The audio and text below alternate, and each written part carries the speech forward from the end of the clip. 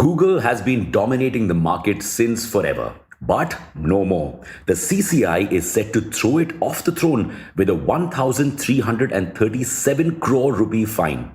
Will it be successful? Read on. Welcome back to Revolution Read On, a daily podcast where we break down one story from the world of business and finance.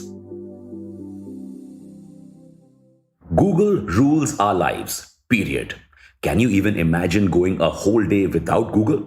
But our beloved Google may soon lose its throne, thanks to the Competition Commission of India that has slapped Google with two fines worth 2,273 crore rupees, 1,337 crore rupees for Android ecosystem violations, and 936 crore rupees for anti-competitive Play Store policies. Why has the CCI fined Google? How will Google change after CCI's orders? And how will this impact India? Sit tight and dive in as we break down the Google versus CCI case for you. Ever wondered how Google became Google? Let's rewind a little.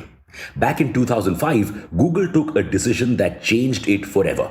A decision that has impacted all our lives. It bought Android for a measly $50 million. Yes, the same Android that is powering your phone right now, unless you're from the iPhone gang.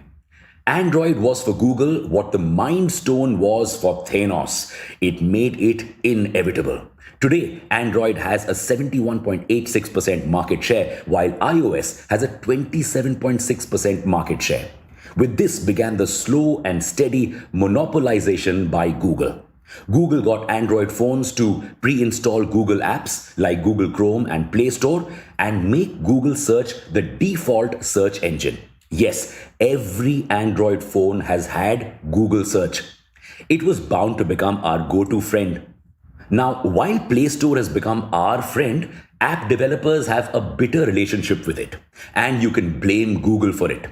All in-app purchases would have to pass through Google, and Google took a 15 to 30% cut on every purchase.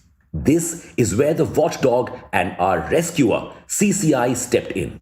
The CCI wants to end Google's Android dominance and its unfair Play Store policies. So it has listed 10 commandments. Summarizing them, Google can't force or incentivize manufacturers to pre-install its apps.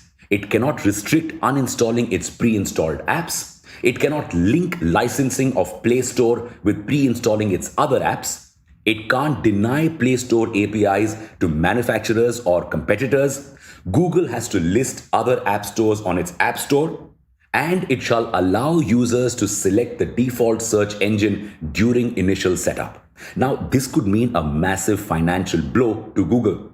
Android earned $19 billion for the company in 2020. If Chrome and Play Store lose dominance, Google will lose a major chunk of ad revenue it earns from them. So, Google dragged CCI to court over Android ecosystem violations. On what grounds? It claimed that the CCI was unoriginal and had copied the EU's.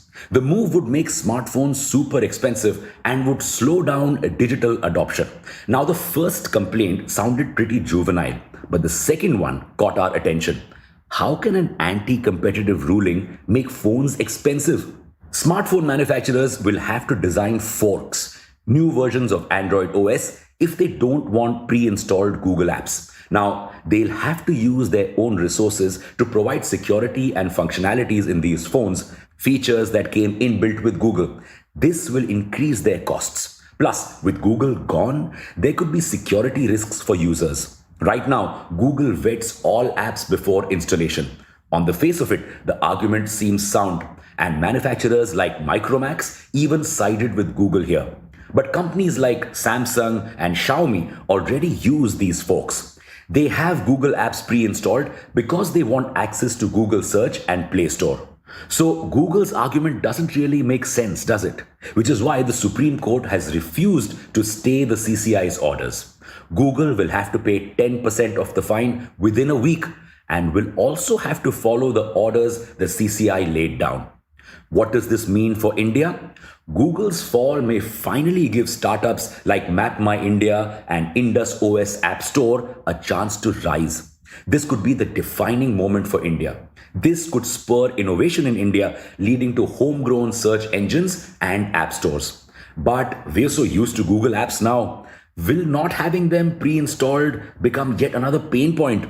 More importantly, can startups defeat a giant like Google? Or is it too late? Thank you for listening to this episode. We'll be back with more on Monday. Until then, read on.